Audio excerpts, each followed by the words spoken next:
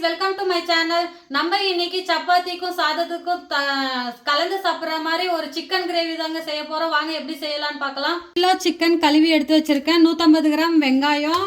இது மசாலா அரைக்கிறதுக்காக அரை ஸ்பூன் மிளகு, அரை ஸ்பூன் கொத்தமல்லி, 1/4 ஸ்பூன் கம்மியாகவும் சீரகம், 1/4 ஸ்பூன் சோம்பு எடுத்து வச்சுருக்கேன். ஒரு பட்டை, ஒரு கிராம்பு, ஒரு ஏலக்காய்.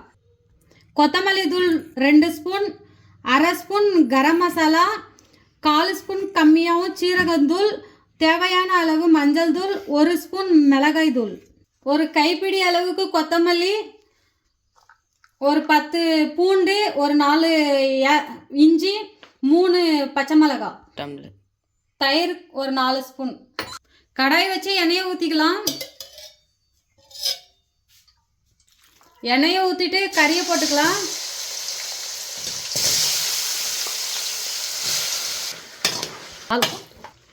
இது கொஞ்சம் வேகட்டும். அதுக்குள்ளே நம்ம மசாலா அரைச்சிக்கலாம். வெங்காயம், ஒரு கைப்பிடி அளவு கொத்தமல்லி, சின்ன சின்னதாக இருந்துச்சுன்னா ஒரு 10 பூண்டு போட்டுக்கோங்க, இல்லைன்னா 4 பூண்டு போட்டுக்கோங்க. ஒரு 4 பீஸு இஞ்சி, 3 பச்சை மிளகா, கொஞ்சம் தயிர் போட்டு அரைச்சிக்கலாம். இதை அரைச்சி எடுத்துக்கலாம். இந்த அளவுக்கு அரைச்சி எடுத்துக்கோங்க. 1/4 ஸ்பூன் மிளகு, கொத்தமல்லி அரை ஸ்பூன், சீரகம், 1/4 சோம்பு, ஒரு ஏலக்காய், ஒரு பட்டை, ஒரு கிராம்பு, எல்லாத்தையும் கொட்டிக்கலாம். இதை அரைச்சி எடுத்துக்கலாம். இந்த அளவுக்கு பொடியாக அரைச்சி. கறி கொஞ்சம் வதங்கினதும் 2 ஸ்பூன் கொத்தமல்லி தூள், 1 ஸ்பூன் மிளகாய் தூள், அரை ஸ்பூன் கரம் மசாலா, தேவையான அளவு மஞ்சள் தூள், 1/4 ஸ்பூன் கம்மியாகவும் சீரகத்தூள், இதை கொட்டிக்கலாம்.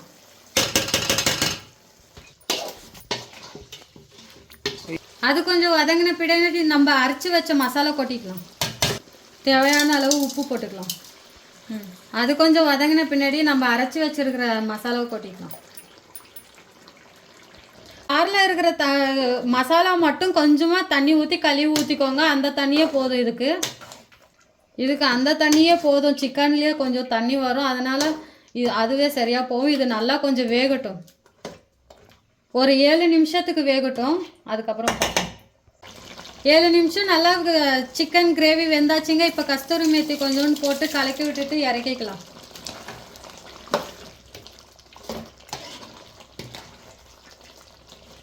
அழகாக சிக்கன் கிரேவி ரெடி ஆகிடுச்சுங்க.